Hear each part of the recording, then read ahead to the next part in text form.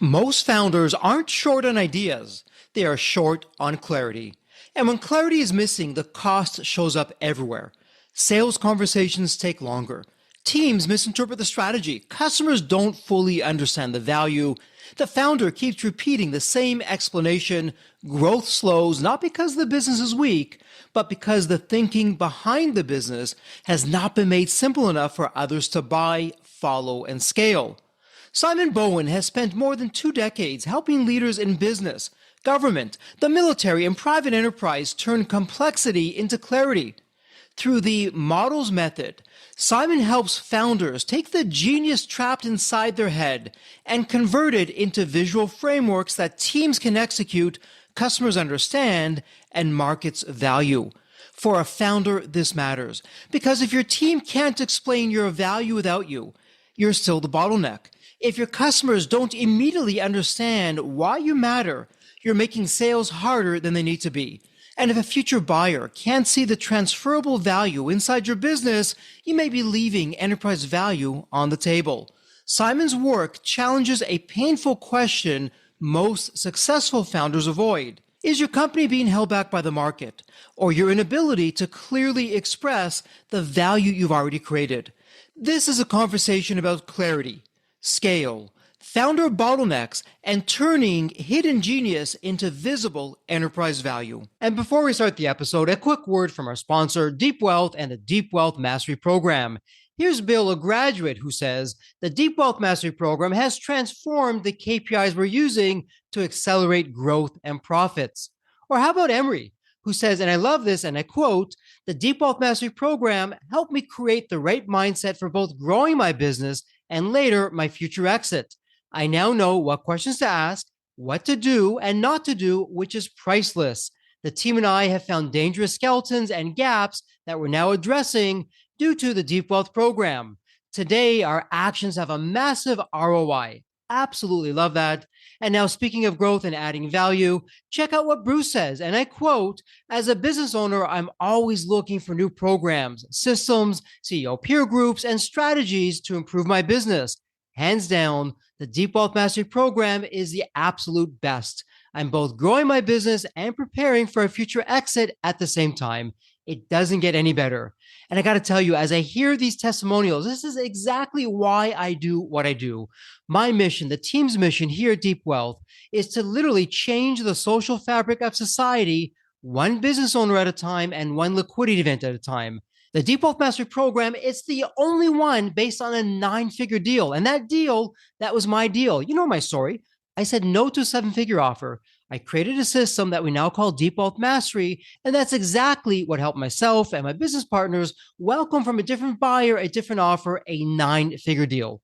So if you're interested in growing your profits, preparing for a future liquidity event, whether that's 3 years away or 33 years away, and if you want to optimize your post-exit life, Deep Wealth Mastery is for you. Please email success@deepwealth.com. Again, that's success, SUCCESS, at deepwealth.com. We'll send you all the information about the Deep Wealth Mastery Program, otherwise known as the Scale for Ultimate Sales System. Better yet, why not hop on a complimentary strategy call? We'll see where you are at your business and what's standing between you and your financial independence and your dreams. So that's where you want to be. You want to be with other successful business owners, entrepreneurs, and founders just like you who are looking to create market disruptions. Whether you're a startup, whether you've been in business for 3 or 4 decades, whether you're manufacturing, whether you're high tech, SaaS, low tech, whatever the case may be, come on in and network with other business owners, with other businesses just like you, because they all want to lock in their financial freedom and enjoy both success and fulfillment. Again, the 90-day Deep Wealth Mastery Program, it has your name on it.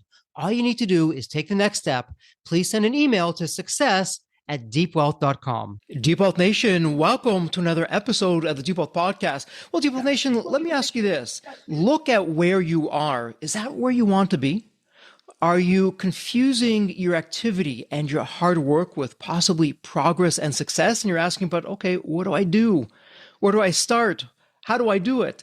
And if you're saying, yeah, Jeffrey, I want to learn more about that, you've come to the right place. We're going to talk about the Renaissance of Wisdom. We have a very special guest in the House of Deep Wealth. You're going to love what he's all about. I'm going to put a plug in it right there. Simon, welcome to the Deep Wealth Podcast. An absolute pleasure to have you with us. You're a fellow founder. You're a thought leader. You are single-handedly changing the way leaders, whether you're a founder or in the C-suite, are running companies and looking at situations.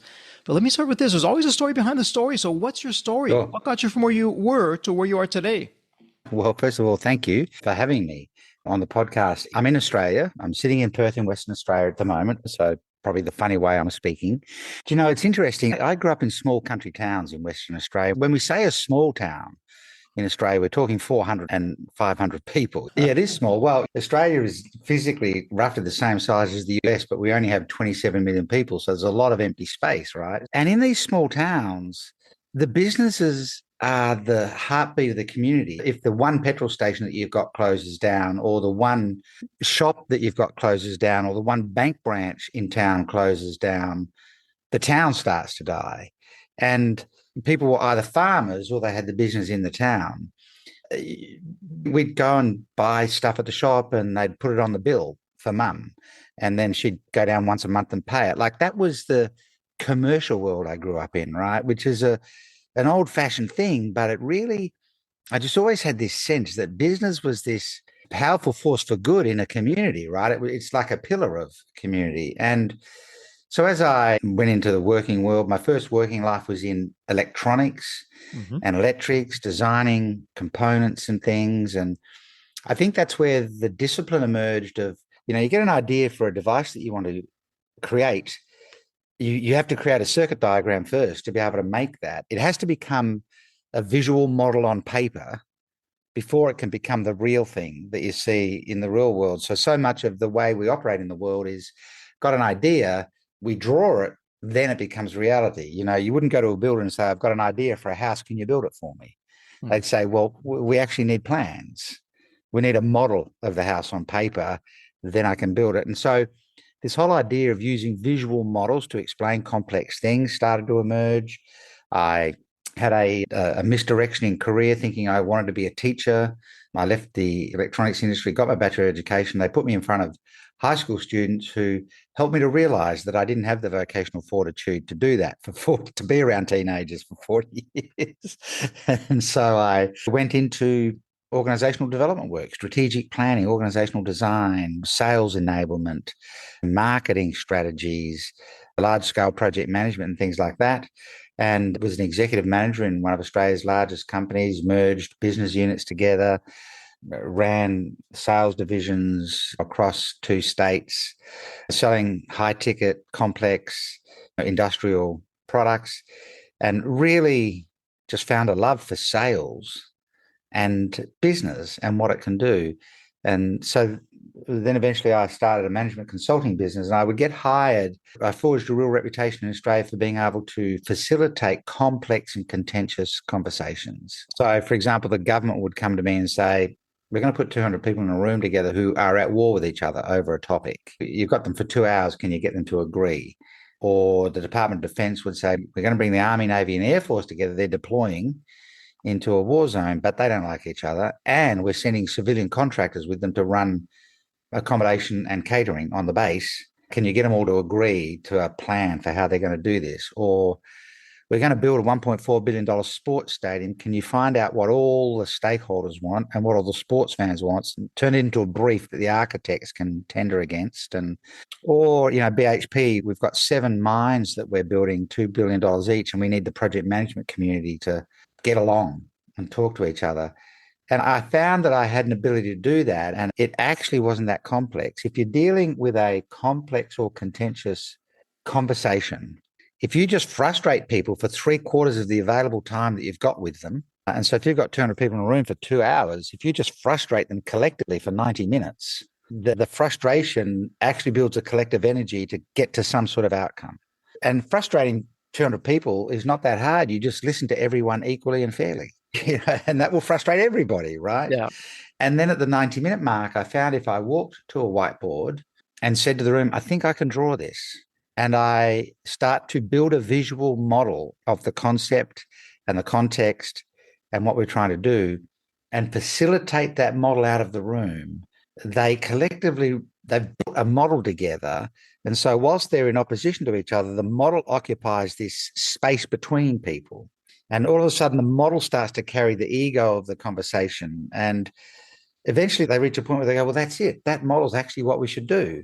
And it literally, that became the format from a strategy. And I started thinking about this in the context of business, and this work that I was doing, I assumed everybody did this. I assumed everybody worked that way until one day someone said, you should teach this thing you do. And I'm going, well, everyone does this. And they go, no, they don't, not like you, and we've since discovered that really no one's teaching. I didn't invent models, but I put choreography around them, and I put the facilitation process around them and things like that. So I started putting it into the context of companies, and a whole lot of different thinking emerged out of that. But the models became unbelievably powerful in the complex sale, because a complex sale is just trying to reach agreement with somebody on a complex and contentious issue, contentious for them. And so the whole methodology emerged. And what I found was that there are two really critical systems in a business that no one views as a system. And that is the system for thinking and the system for influence. So a business is only as strong as the idea on which it's built, the quality of thinking behind it, and the quality of thinking of the leaders in the business. And then it's only as strong as its ability to influence the choices people make to support it. Staff to work hard, customers to buy, suppliers to serve, banks to fund, regulators to give license, and so on. If you have elevated thinking and accelerated influence, you can make almost anything happen in a business. And I started to realize that powerful visual models, and there's science behind this, there's science behind the models, but powerful visual models are a system for elevated thinking and accelerated influence that allow leaders, salespeople, parents, teachers, anyone with a complex conversation to share and reach agreement on can do that without ego, without false pressure, scarcity and urgency, and in a way that lets people just sink into the model and try it on and buy it. So long explanation, but it's this farm kid who probably got his belief about the importance of business in society from these little country towns, who then carried that fascination with companies all the way through and discovered a way of being able to communicate complex things rapidly and without pressure through the use of visual models, which really have some deep science behind them these days if you study them. And I think, like a lot of founders in companies, the journey is eclectic for a lot of founders. I don't know if it's because we're a highly distractible group of people, or we just love to invent, but I don't know about you, in your experience meeting lots of founders and even non-founders, but business leaders that are very entrepreneurial, they often draw on a very eclectic past that creates a lens of perspective that changed everything about the company that no one else brought to the table. It's a fascinating thing. It's the two sides of a coin. It's the brilliance of a founder and how we think and operate. And sometimes it can be a curse if we don't put that in the right way. It's interesting, Simon. As preparing for today, I couldn't help but go back to Michelangelo and maybe saying, okay, what I do, Michelangelo, what gives there, Jeffrey? And what's interesting is, because I know you talk about a company's genius, but disorganization, misalignment. And to me, it's most companies are this block of marble. And they put no thought into it. They take the hammer, the chisel, and they start chiseling away. And you're coming away saying, okay, I'm looking at this block of marble, otherwise known as a company. And okay, how are the veins running? What's unique about this particular block? And now let's put some thought behind that. And I know you have the different terminology. You have your value model, the pre-frame, the genius model, all those kinds of things. Yeah. But with that in mind, let me ask, it's somewhat of an unfair question in the sense that every situation, business, founder, or leader is different on his or her own unique path. But is Pareto's law at work here, that fancy term for the 80-20 rule? Jeffrey, it's interesting. Regardless of the company's size or where they're at, I find that 80% of the challenges, otherwise known as opportunities, are really coming from the same 20% of areas or items over here that are throwing them off base. Are there some common patterns that you're seeing? Yeah, there absolutely are. And some of this is down to organizational design. I've spent decades in organizational design work as well. And let me paint a picture verbally.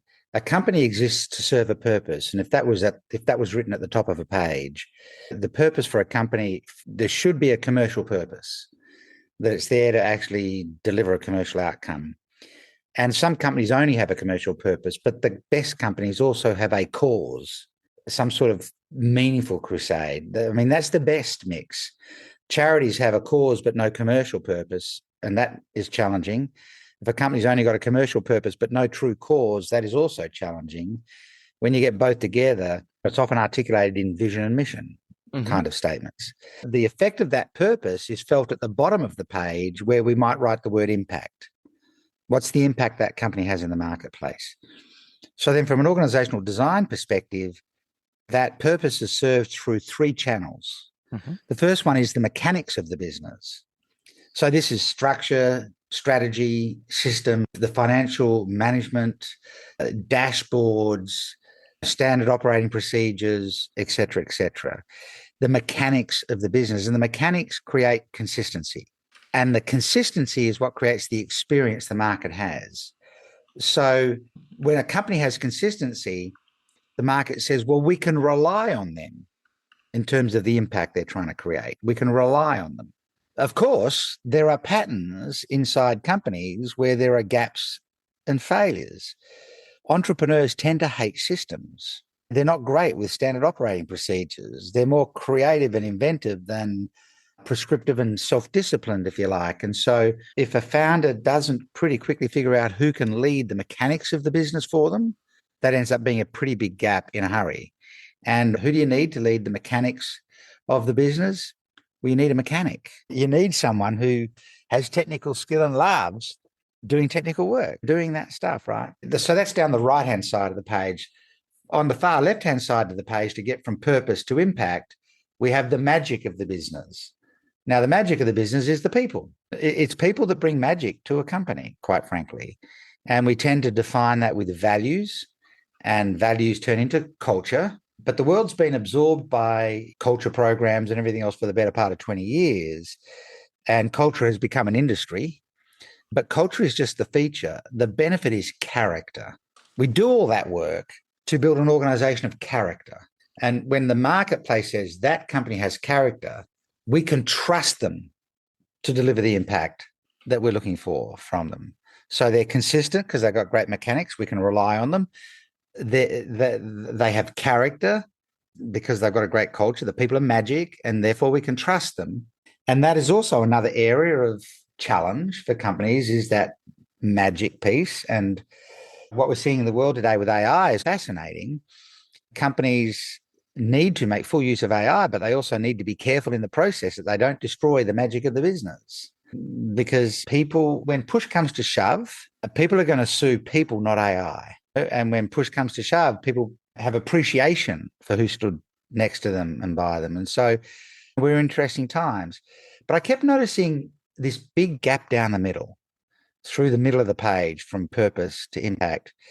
And I spent a lot of time thinking about, what is that gap? Why, if companies have done all this work on the mechanics and on the magic, why is there still so much misalignment inside companies, right? And I was doing some work on a gold mine on an island off the northeast coast of Papua New Guinea, where 80% of the workforce don't speak or read proper English. They speak and read pidgin English. So we couldn't put normal standard operating procedures in place and things like that. I had to find a way of codifying what we needed people to do that they could work with. And I started to build a model, which I now call the genius model. And what I realized I was searching for down the middle is, what is the company genius here?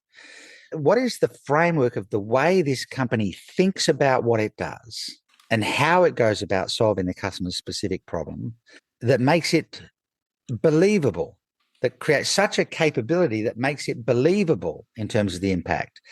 They have character, so we can trust them. They have consistency, so we can rely on them. But they have this deep and profound capability because we can see how they think, and therefore I can believe them. And believability is the crisis of the current time because of AI.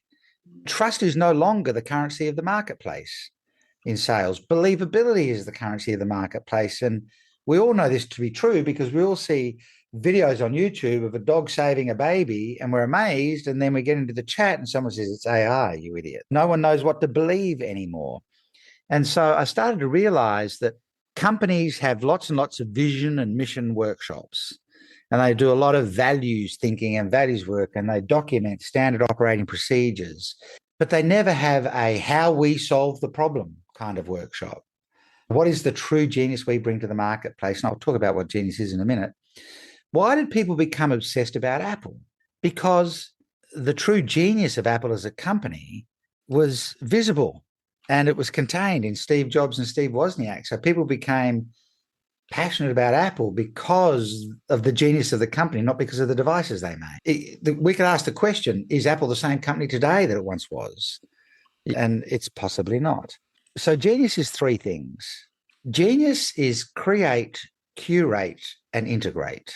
So the thing that starts genius in a company, and often starts with the founder or an inventor or a key early stage leader who brings a certain history to the table of experience and expertise that allows them to create a lens of perspective that is rare, a lens of perspective, not necessarily the technical solutions or the skills, but a lens of perspective that is rare, that allows them to see their clients' futures before the client does.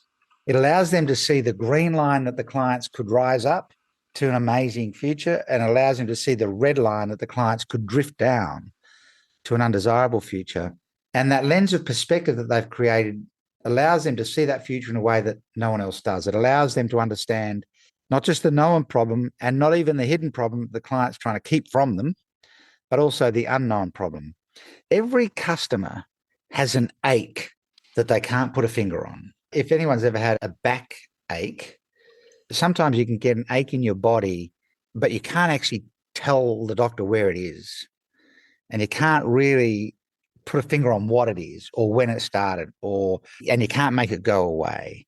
That's actually the only problem customers want you to solve, but they can't name it. They can't point to it. They can't tell you what it is.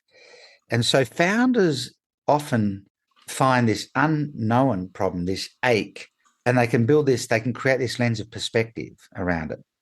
And that's 20% of what company genius is. You come back to the 80-20 rule, and that 20% changes everything. 80% of what most companies bring to the market is the same as everybody else. It's probably the same technology. It's probably the same manufacturing processes. It's probably the same raw materials. It's probably the same methodology. It's probably the same consulting approach. It's probably, if you're in a structured industry like design or architecture or engineering, you're using the same techniques. But the lens of perspective that the founder brought to the table changes everything about the curated best practices that they're going to tap into and use.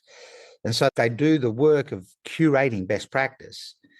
And then real genius is when they integrate that curated best practice and the lens of perspective into a single organized framework of thinking where the customer looks at that and goes, that makes more sense than anything else I've seen in the market.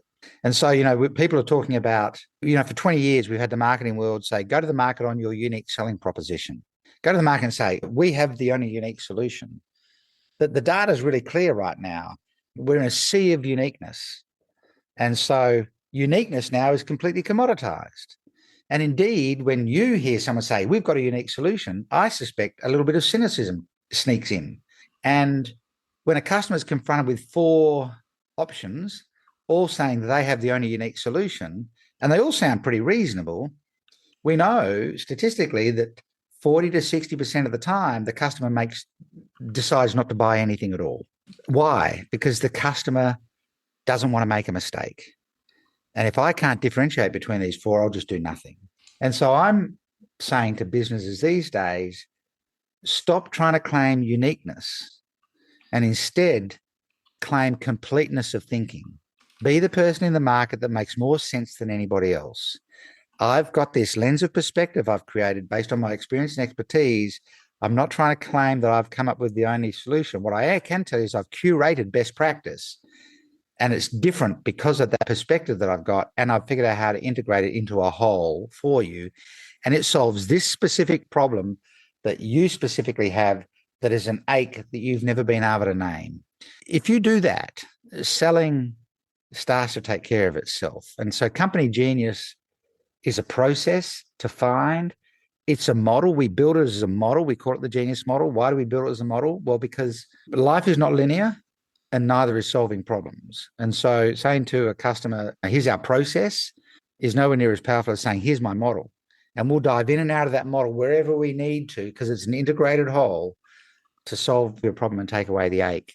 So I think the patterns that we keep seeing are imposter syndrome. Why does imposter syndrome happen? Because people are trying to claim the entire uniqueness of the solution rather than saying, I've curated some best practice. Think about the release from imposter syndrome when you go, I've curated best practice through the lens of my perspective and look at the results it gets. And I've built an integrated whole. You're now no longer misrepresenting anything. People are challenged to describe what they do because they've had vision, mission, and value workshops, and they've written SOPs and workflows and processes, but no one's sat down and had a workshop on what and how specifically. What's our thinking? How do we solve this? And so the big gap is that people just don't have a way of expressing the true value of what they do. And there's still a big gap in a lot of organizations in terms of internal alignment of the team around exactly how they solve the customer's problems. And when you get that middle thread of what's the model of thinking, everything actually changes. There's some really interesting research out of NASA. They want to explore what is the single biggest contributor to a high-performing team in a challenging environment. So if you're going to send 4 astronauts around the moon, what's the single most important contributor to their success? And it's not the skill level of the individuals. It's not teamwork. It's not leadership, although all those things are important. It's that they have a shared mental model of what they're going to do and how they're going to do it. That's fascinating. Think about an NFL team or an NBA team or an NHL team trying to take the field in the final, and they don't have a shared game plan, which is the mental model of what they're going to do and how they're going to win the game. It would be impossible for them to win. Sport, military, aviation drill the mental model into the teams. In business, we don't. Sport trains 80% of the time, and training is often harder than the game, and they play 20% of the time. The game is the easiest thing they do. In business, we do the reverse. We play 80% of the time and we train 20% of the time, and the training's never as hard as the game. And so the mental models shift over time, and all I did was turn them into shared visual models so they're not just in people's heads. And it's like giving people the game plan. Here's how we take the field of play. It's given rise to a bunch of other things that I say sometimes that are a little bit controversial. I'm known for saying that I don't agree with the idea of start with why. When you say that, a conference room will take a deep breath in. What do you mean? Well, there's one universal why when it comes to business. The only thing the customer cares about, having a personal why is important, but the only why in my business that my clients care about is that I really want to solve their specific problem and I know how to do it. That's the only why. And then the next question they're going to ask is, well, how do you do that, Simon? And I'm going, well, I've got a model. I can show it to you. I can let you see how we think about this. And if that makes sense, we should do something together. So I probably rambled on a bit there, but most companies don't have a marketing and sales problem, Jeffrey. They have a design problem. They haven't done the design work. Yeah, it's fascinating. My goodness, there is so much to unpack there. As I take a step back, though, you're actually taking me down the Deep Wealth 9-step roadmap, saying very similar things in different ways. Our step one big picture, Simon, to your point, is what's a painful problem that it's still small enough? It's a blind spot. We call it an inflection point. It's still small enough. It's not headlines yet, but it will be, that you can identify. And then step two, from your company's X factors. What makes my company unique? Yeah. Better than the competition. Everyone says, well, better service, better this, better that. It's all the same.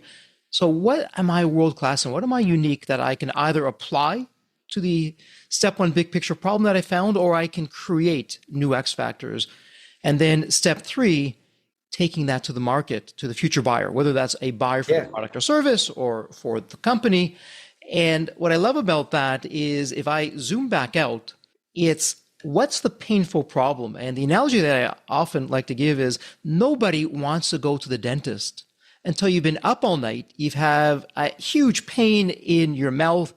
You're lining up at the dentist's office at 5 in the morning, even though they don't open up till 9 a.m. You want to be the first one seen. That's how painful the problem is with what you're doing. So let me take you back to something that you said, especially with AI. It's the headlines, Yeah, it's changing life as we know it. I love what you said that it's believability as the currency, but with AI, what's believable now? So how correct. can I, as a founder, with some of the frameworks that you've been sharing, can you give an example as a founder of, okay, here's my company, what we're doing, this problem that we've identified, here's how we're believable.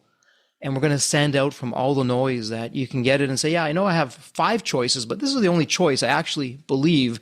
Let's go with it. Yeah, there's answers at a few different levels to that. And I just want to tag onto something you said as well, the X factor. The X factor almost always is to do with how you think as a company. Almost everything else is replicable if you just put enough capital at it. You can buy the same tech, you can throw enough money at it, you can copy what most people do. You can't copy their thinking, not easily, right? And so the X factor often is in the thinking and influence system of the company. And you're right, the X factor changes everything else around it, right? So that's a really deep thing for people to think about. And that ache, that problem, there are three types of value. And I haven't been able to find anything in the world in companies that we work with that doesn't fit into one of these three types of value or a combination of them. And let's stick with the dentist. The first type of value is you fix problems or pain. So someone goes to the dentist with a raging toothache, they're going to get that fixed. The second type of value is you prevent near-term risk. Now, that could be positive risk, the fear of missing out, or it could be negative risk, the risk of harm. But you prevent near-term risk, which is I've fixed your toothache.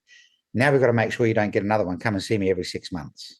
The third type of value is you improve something that is actually okay, but you make it so much better. That's also two dimensions. You protect people from falling long-term into an irrecoverable position. That's the red line heading downwards. And you open up the full possibility of a much more expanded future, which is the green line heading up. That's the improved piece. And I haven't been able to find anything in the world that isn't a reflection of one or two or three of those.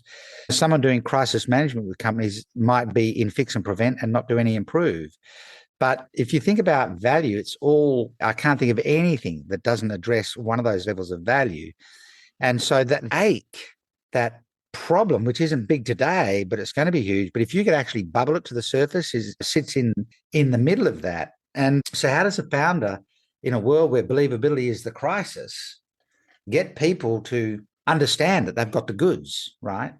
I think the nemesis of disbelief is exactly the same mechanism that you have to use if you're dealing with a corporate psychopath. There's some really interesting study about the corporate psychopath, people who are sub-criminal, but they behave like psychopaths in the workplace. They bully people, they manipulate, they climb the ladder and everything else. But there's a lot of research around this, right? What is the mechanism to manage that? It's the same mechanism you use to tackle disbelief, and that mechanism is transparency. The more transparent you can make the conversation you're having with the client, which means the more buyer safety you build around them. I coined this concept of buyer safety a few years ago. The way you market and sell should make the customer feel safer with you at every step of the way than they would with anyone else. At every step of the way. So every piece of marketing that you put out into the market, ask yourself, is that going to make the customer feel safer because of our marketing or more at risk? When they raise their hand and become a lead, does how we manage that lead make them feel safer or more at risk? When they come into our process as a lead and we try to set up a sales call or an appointment or whatever, are our mechanics and our mechanism so transparent? And do they feel like they still have control, that they feel safer with us than they do with anyone else they've dealt with? 53% of all customer loyalty is built during the buying process. During the buying process, the number one product we all have in the marketplace is how we sell. That's our first product because they're experiencing how we marketed and sold to them. And if they don't feel safe in that process, we're just like everybody else. But if we create real buyer safety and they go, these are great people to deal with, and I can see how they think, That's great transparency. There's nothing being hidden. They make more sense than anyone else I've met. I think I can believe them. Now, let me flip to another level. We teach people to draw by hand. When I speak at conferences, when I deliver a keynote at a conference, I'm walking around with my iPad in my hand, connected wirelessly to the screen, and I just draw on blank pages on my iPad. I never use PowerPoint. I have no pre-made presentations. I'm just drawing on my iPad. And I'm always the most positively scored speaker at conferences, and people are taking photos of my screens and everything else. They don't ask for the slides. And because audiences are trying to get slides and they've all got all your IP, they don't ask for the slides because I've drawn it all, right? But think about what happens when someone gets in front of an audience, speaks for 45 minutes or 90 minutes or whatever, and the entire presentation is drawn live in front of the audience on blank pages. Does that person know what they're talking about? 100%. And it's a very organic process. And humans are analog creatures living in a digital world. And drawing is analog when you draw people in. So if you're in an enterprise sales meeting with a C-suite, one of the most powerful things you can do from a believability point of view is walk to the whiteboard and draw the whole thing. I was invited to a meeting of company CEOs, and I had technology with me. I was going to draw on my iPad. They didn't know I was going to draw. They thought I'd be clicking through a PowerPoint, but they couldn't get the projector to work. And I said, don't worry about it. Just, can you find me a whiteboard? And I just drew screen after screen off the whiteboard, and I got so much business out of that. And the feedback on that was, it was just, he knows his stuff, right? So he's believable because he can produce it almost out of nothing. So someone in sales needs to be able to deliver the first product, which is, let me step you through some robust thinking, some completeness of thinking in a highly transparent way that keeps you safe and is done in a way that actually only a human in a room watching the nuances of posture and behavior and everything else possibly could. And then the last thing I'd add to this is learn the art of facilitation.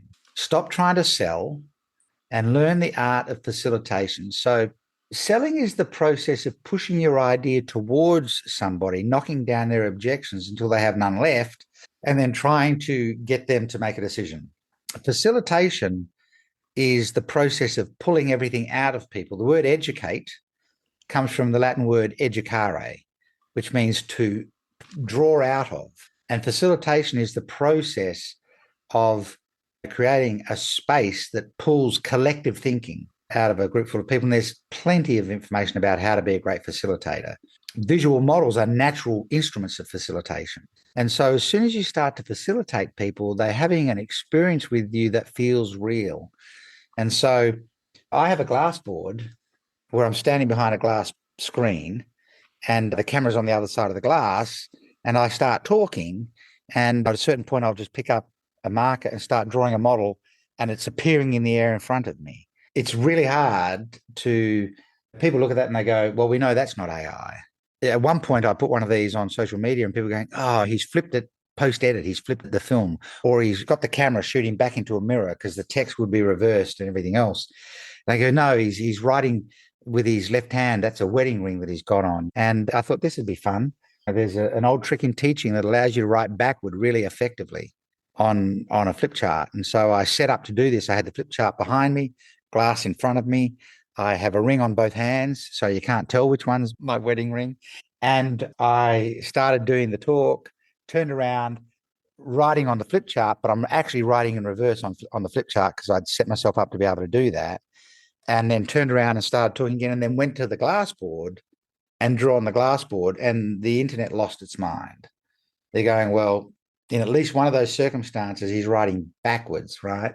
Believability means you've got to show up as human, creative, curious, flawed, but highly transparent in a way that allows you to operate in an analog fashion with analog people who are trying to live in a digital world.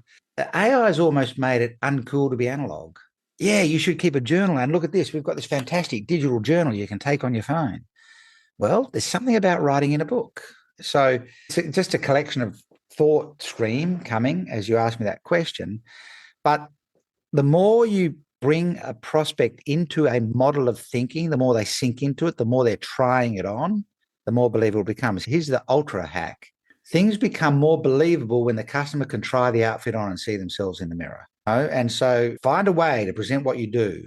I do it with models. You do it with the process you've got. Find a way to present what you do that lets the customer try it on and look at themselves in the mirror. Make the client the hero and stop trying to be their hero. Make them the hero instead. And just be the sense maker. Be the sage. Every hero has a sage. And so many people are selling to the customer to be the hero to the customer. Make the customer the hero and watch believability climb. Does that make sense? Wow, makes so much sense. It's interesting. Let's go back to some of the many gems of wisdom that you shared. You said a founder doesn't win because we're going in front of everyone saying, oh, yeah, we're different.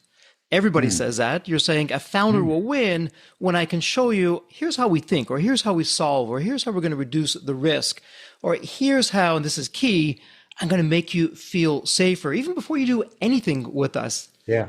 And Yep. 53% of that trust or having someone become a raving fan is not post-sales, before they even buy, which absolutely love. And it goes back to that saying, who would you rather do business with a friend or a stranger? And just about everyone I know says friend. And what's underneath that is, well, a friend is someone I trust. That's why they're a friend. Yeah. And so Yeah. we're getting that loyalty from, okay, I'm going to make you feel safe and different. So I love how you're positioning that, which is, in fact, a different way of thinking. And so for a founder in Deep Wealth Nation who's listening to us, and Simon, with what I'm about to ask, there's not enough time to go into this. This could be not just an episode, it'd be the entire series. But we've established, and we'll take you at your word, I'm trusting you, look at that. 53% of customer loyalty, we'll take that at face value, is built during the buying process. So I mean, I can give you the source of that. That comes out of some Gartner research. And people will find that in the about the 2012 Challenger sale material. So 9% of customer loyalty is based on price. And so people say our market only buys on price. That's not true. 9% is based on price. I think about 19% is based on brand, 19% is based on quality, 53% is based on the buying experience. It's robust research. Sorry, keep going. No, love that. And so with all that said, though, and we'll pull a Ronald Reagan here, we're going to trust and we can always verify after the fact. Yeah. Wonderful thing about the internet that helps us do that potentially, or going into the research papers. So if I'm a founder in Deep Wealth Nation, I'm asking, okay, Simon, yeah, I hear you. It makes sense. Here's the how question. How do I change the way that I sell so prospects are feeling safer every step of the way? What would be some low-hanging fruit that you can share some examples of? Okay, Jeffrey, yeah, here's how, in this instance, you can change it up to have someone feel safer. Our method is to do the design work inside your company first, build the models, codify your genius, right? One of the biggest areas of misalignment and conflict inside most companies is between the sales team and the fulfillment team. Sure. Where the fulfillment team is saying, can you stop them from making promises we don't deliver? And the sales team is saying, can you get them to make something we can actually sell, right? And so that's a design problem. What's the thinking of the company? Build the models. And then it's about how you deploy those models into the organization and instill them. And I want to hit something that I said earlier that I want to go back to in terms of how you can do this and make it happen. But buyer safety is not an accidental process. Buyer safety is a design process in how you market and sell. There is a buyer safety funnel, that 5 levels of safety that the customer is looking for.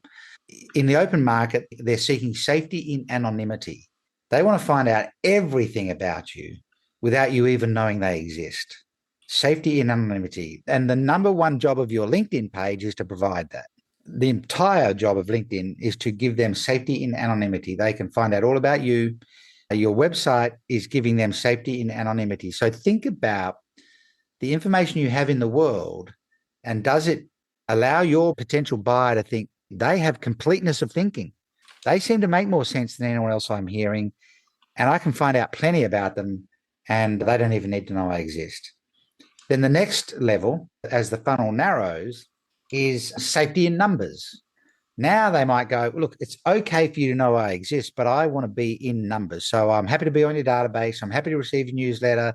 I'm happy for you to be pushing out content to me because I'm just one of maybe thousands in the database, and that's okay. I feel safe still, but I know that you know I exist, and I know I'm getting some more specific information that makes even more sense for me because it's now you're using some targeted communication. And then they need to raise their hand. They need to raise their hand and say, well, I think I do actually want to talk to you. But what they want is safety in process.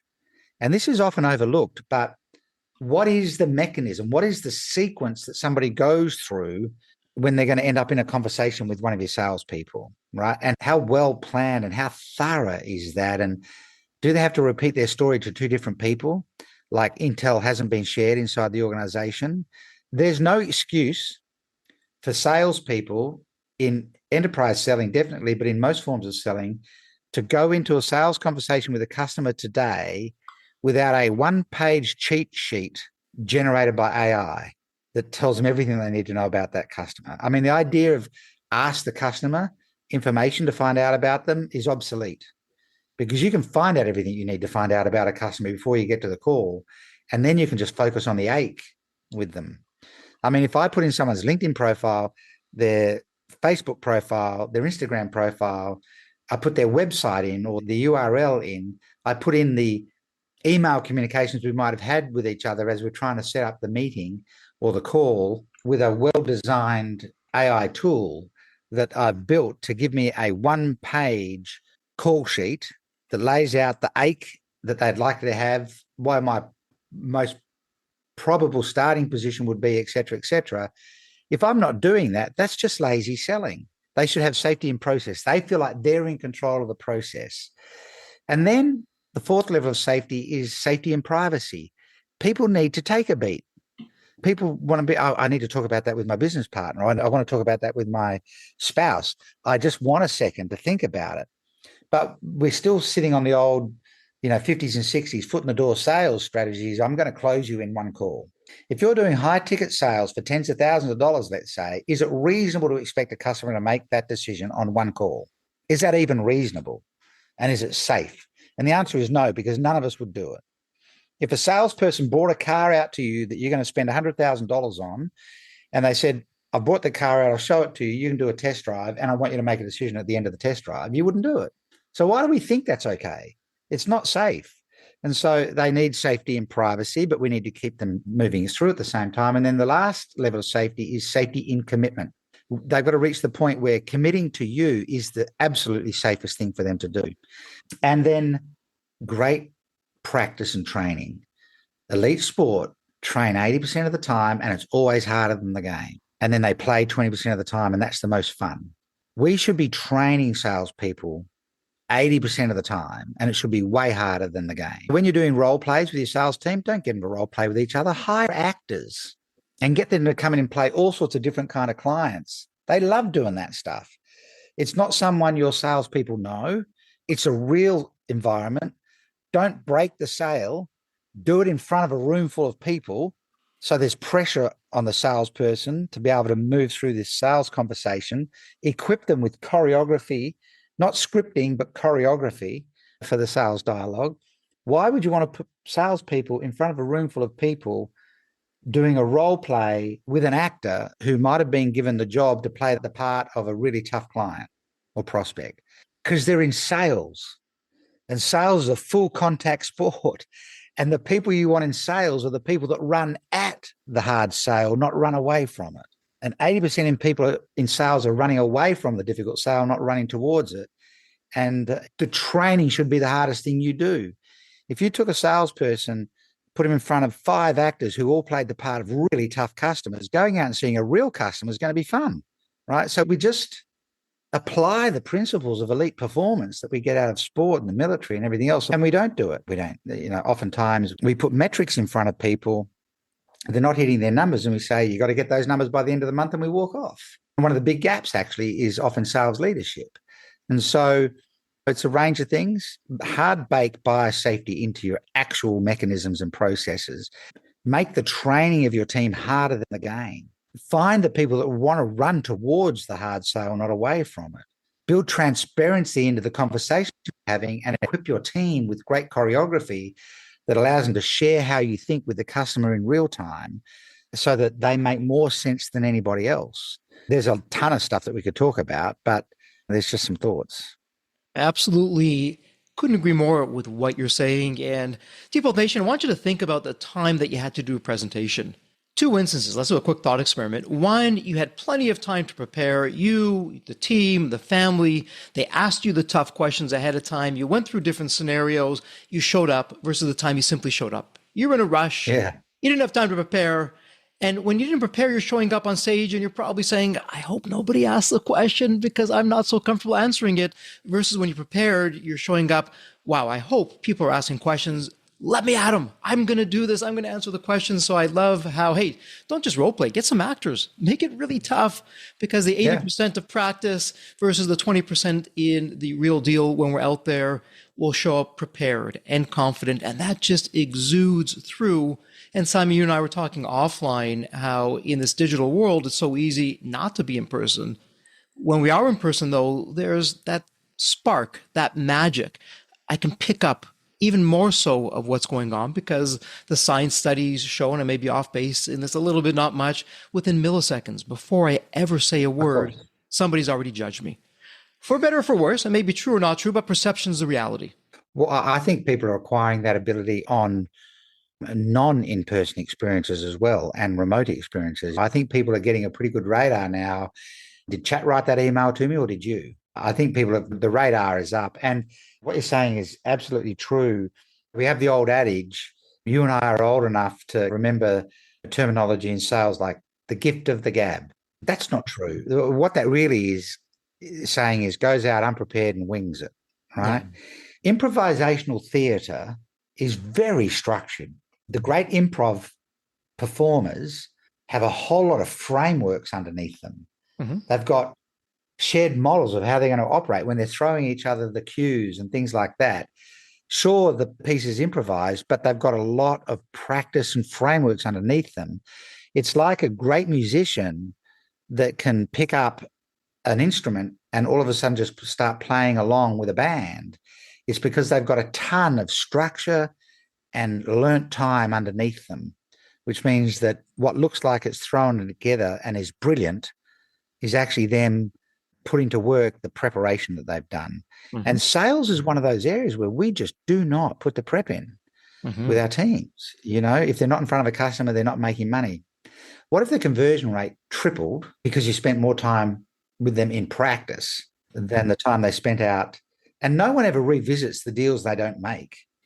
No one ever actually, you know, someone goes out, they're in the field, they're selling all day, they close 2 in 10. None of them really go back and talk to the other 8 and find out why they didn't buy. There's a bunch of other stuff that we could talk about, but shooting from the hip is seldom a good strategy. You think? And it's interesting because one of the things that you're saying, especially when I just was going in sales, Simon, I was terrible. One thing that I did have, my grandmother, bless her soul, always said, Jeffrey, if you don't ask, you'll never know. So when I didn't get the deal, I would reach out very politely afterwards. Simon, I completely understand you're not going to move forward with us, and I respect that. More for myself going forward, where did I drop the ball? Did I do something or not do something? And I'm not going to keep on following up with you. I just want to hear that honest feedback from you so I can improve for the next time. It won't help with you. It'll help with others. And more times than not, people were putting everything on the table. Well, Jeffrey, here's what was really going on, or this or that. And it was hard to hear. I had to check the ego at the door, but it made so much of a difference going forward. And so what I love what you're hearing is for the buyer's safety when we're going out there. And by the way, this applies whether I'm looking to acquire a new customer or get an investor in the business or sell the business.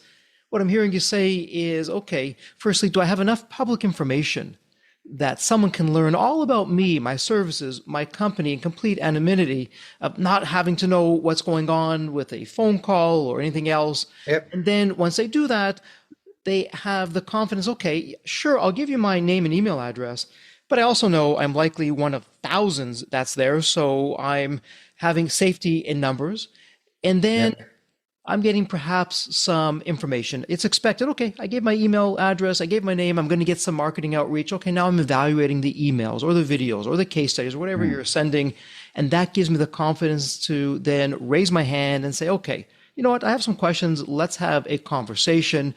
But here's something key where AI on the one hand can be a foe and here it's a friend through AI. through perhaps, I notice on your website, you have a 5-minute questionnaire. It's not even 5 minutes. Between that, perhaps on the emails, you're throwing all that in and the public information out there, that we're developing a profile that goes back to what you said originally of what's Jeffrey's painful problem? Not Yeah. what's a painful problem, but what's the one problem, or here at Deep we say, what's the one problem that's keeping you up at night from a business perspective? And once you've identified that, when we do speak, it's like I've known you my entire life. And I'm saying, wow, Correct. finally, someone gets it. I'm not having to Yeah. repeat myself 500 times. And then once we're doing that, I love what you're saying of, okay, we've gone through that part, but we're still going because I'm going to give them safety and privacy. Okay, Jeffrey, think about this, take your time, speak to whomever, sleep on it, as the saying goes. And then they're coming back to, okay, not only do they understand me, not only do they have that track record, I checked them out, they didn't pressure me. And I had time to think about it. Yeah, maybe I had some nudges along the way, but I expect that. I feel safe with these people. Maybe even you have some kind of a guarantee with what they're buying or a service, whatever the case may be. But this is the real deal. They're not just after the money. They want to make sure that I'm happy. Yeah. So I love that safety first approach. Well, think about the difference in a call for a customer. If the person who's selling to them, I'm not an advocate of trying to hide the sale. I'm not an advocate of playing games and saying, oh, this is a strategy call or a discovery call. No, this is a sales conversation. We're talking about whether we're going to work together or not. But imagine the shift in dynamic. If the salesperson that says, what I'd really like you to do now is sleep on this overnight. I don't rush the decision, because the most important thing is that you make the right decision for you, whether we work together or not. What's happening in your head, Jeffrey? If you were the customer, the prospect, and I just said that to you, what's actually going on in your head now? Yeah, it goes back to another saying we here have at Deep Wealth. The one who wins the negotiation is the one who cares the least. And so I'm walking away saying, okay, Simon doesn't need my business to pay the rent. Clearly, whether I choose to do something or not do something, Simon has a lot of business. And whether I sign on the dotted line or I don't, he's confident in what he's doing. So I'm walking away saying, oh, isn't that interesting? I'm not feeling that sleazy sales, high tactic pressure. Correct.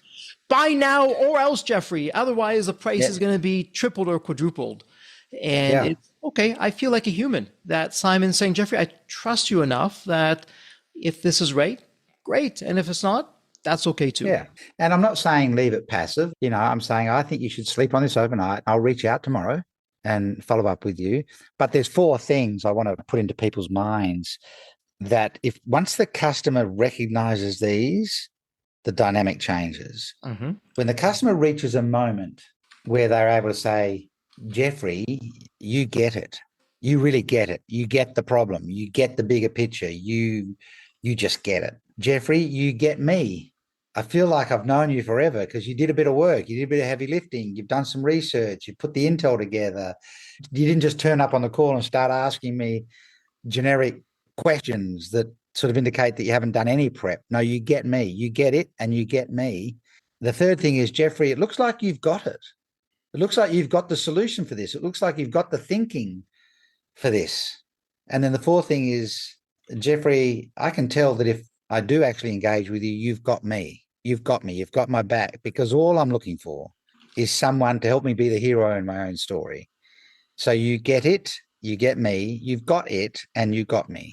Now, if everybody thinks about how they're positioning their sales stories and conversations and process and flow with those 4 things in mind, you're going to build a ton of buyer safety.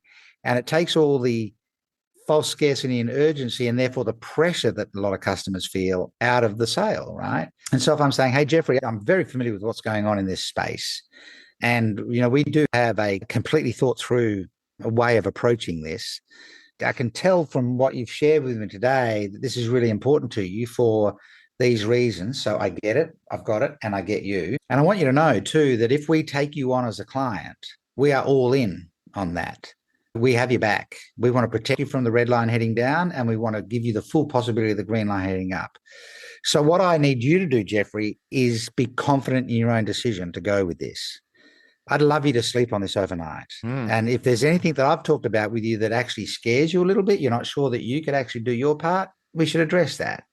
If there's something I haven't been clear about, if somewhere along the conversation I've missed the mark on something, I'd love you to share that with me so that we can close that loop as well. So whether we work together or not, what I'd love us to do tomorrow is just reconnect with you having had the chance to sit on this and breathe on it just for a bit and reach a point where you are either completely confident and certain that we're going to solve this problem together or it's not right for you. Is that fair? Think about where that lands. Yeah, no, for sure. And you're using another F word, fair, and Yeah. it's deportation. You notice how Simon's not laissez-faire, a different kind of fair of, okay, what will be, will be. If you get back to me, get back to me. You're also putting some timelines in place, but in a very gentle way. Hey, Jeffrey, I see you. I hear you. I get you. And what you're not saying, but it's coming through loud and clear, I also know that you're busy. Life is busy. So while this is still Yeah. top of mind, sleep on it, take the night. Tomorrow, let's pick this up. And tomorrow, this is not going to go on forever. Tomorrow, either we'll find a way that this can work for you or we won't. And then we'll either go on our path together or on a different path. And either way, that's fine. Take the time, sleep on it. And so it's really combining the best of both. It's really not speaking with a salesperson. It's like I'm speaking with a family member or a friend. And it's that human side of it. So, Yeah. Simon, all of that said, we're going to go into wrap up mode. Very sadly, we're going to go into Sure. wrap up mode. Before we do go into wrap up mode, let me ask the second to last question. Sure. Is there a question that you and I haven't yet covered, or an important message or theme or topic that you want to share with Deep Wealth Nation before we go into wrap up? That's a great question. Language is limited. And I'm partly on a mission to change the vocabulary of business. It's a part of what I'm trying to do by getting people to make their communication more transparent, more visible in the marketplace, both with team and with prospects. Because I think, if business is the most powerful force for good in the world, selling should be the most noble thing we do. And so the message I'd love to share with people is think about how you make selling the most noble thing your company does. If it's the first product they experience, how do you make sure it's the most amazing product that they experience? That you share it with them in a way that engages, triggers curiosity, it's visual, it's visible, it's tangible, they can hold on to it, they can pick it up, turn it over, look underneath. It's highly transparent. They feel safe all the way through. Figure out how to make selling the most noble thing your organization does. And watch the change that occurs, not just in the conversion, but in what I call the three market certainties: revenue certainty, that people do just want to buy off you; client certainty, the sale immediately turns into delivery that's going to produce client results; and market certainty, reputation that swirls around you about who you are, not what you do, because of how you conducted the process. Make selling the most noble thing you do. That's a terrific thought and actually a great segue as we go into wrap up mode here now. And it's a tradition, Simon, here in the Deep Wealth podcast. It's my privilege and honor. I ask each and every guest the same question. It's a fun question. When you think of the movie Back to the Future, you have that magical DeLorean car that will take you to any point in time. So now, Simon, this is the fun part. You look outside your window, not only is the DeLorean car curbside, the door is open and it's waiting for you to hop on in. What you do? You're now going to go to any point in time. Perhaps it's Simon as a young child or a teenager. What are you telling your younger self in terms of life lessons or life wisdom? Or, hey, Simon, do this, but don't do that. What would it sound like? It's a great question. I think I'd actually go back to my roughly 10-year-old self living in those little country towns to remind myself that the lessons on community that I'm receiving in those towns, it takes a village to raise a child. That is true in small country towns. It's amplified. It's true, but it's really amplified because everybody knows you. If you're down there ringing the church bell at 9 o'clock at night, someone's going to grab you and take you home and put you in front of your parents and go, look what we caught him doing. Do you know what I mean? There's life lessons. And also, you're a good boy for coming down and getting the bread for your mum. Here, take some lollies kind of thing. I'd go back to my 10-year-old self and just somehow let him understand that the life lessons he's receiving about community may be the most important lessons he's going to learn in life. And everything that he does will lean on those in every instance, no matter what he's doing, what skill set he's executing, what work he's doing, what setting he's in, how to be a contributing and positive influence in a community, and particularly for the next generations coming through, are the great life lessons. And, you're young, You just want to go down the creek and catch tadpoles and get muddy and dirty. You don't realize it. But I think that's where so much of who I am came from. But, it took decades to figure that out. I'd love to go back to the 10-year-old and go, these are the real life lessons, boy. Wow, that is so powerful. Really, as you're sharing this when it comes to community, and by the way, community, it could be multiple communities, but it's the same best practice that we're still applying to all this. It could be the business community, inside my company community, my local community, but it's really mastering how to be both a contributor and a positive influence in that community, especially today. Being that you're going to be the exception in a good way, not the rule, you'll stand out. And the world's screaming for it. We need that more than ever. Absolutely. Yeah. And so let me ask you this. For someone in Deep Wealth Nation, this is just the tip of the iceberg. They want to learn more. They want to figure out, okay, we've got this great company. We're the world's best kept secret. Let's change that. Let's make it so it's not 2 out of 10 sales or demos that we're closing. It's 8 or 9 that we're figuring out what's going on with that. Where's the best place online for someone to reach out to you, have a conversation? Our website is modelsmethod.com. I do a 20-minute teaching every month, a live teaching every month. I literally have a timer going on Zoom. It's a countdown timer, and I teach a topic in 20 minutes using models. But also, I do monitor my own emails because I like to talk to people. I like to communicate to people. So people can just email me direct at modelsmethod.com. They could reference Deep Wealth. And if they've got any questions, they want to follow up on anything I've said today, even. So modelsmethod.com. and Simon at modelsmethod.com. And when they go to the website, they can join our notification list for the 20-minute teaching that we send out to let them know what the next topic is and all that sort of thing. There's plenty of material out there. They can find me on LinkedIn. I post regularly to LinkedIn. I'm very active in LinkedIn, so there's lots of places. And Deep Wealth Nation, great news. It doesn't get any easier. It's all in the show notes. It's a point and click. And look, Simon is asking us to trust him, but he's taking the example. He trusts us and he's given us his email. Take him up on that offer. Reach out to him directly. Have that conversation. See where it'll take you. Well, Simon, congratulations. It's official. This is a wrap.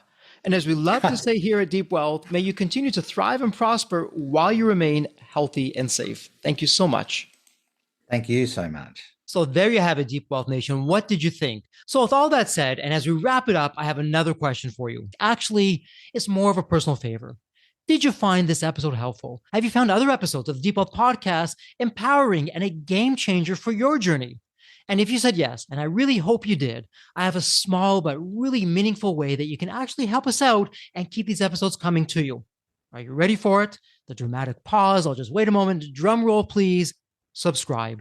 Please subscribe to the Deep Wealth Podcast on your favorite podcast channel. When you subscribe to the Deep Wealth Podcast, you're saving yourself time. Every episode automatically comes to you. And I want you to know that we meticulously craft every one of our episodes to have impactful strategies, stories, expert insights that are designed to help you grow your profits, increase the value of your business, and yes, even optimize your post-exit life and your life right now, whatever you want that to look like. And every time you subscribe and a fellow entrepreneur subscribe, it's a testament to how together, yes, we are changing the social fabric of society.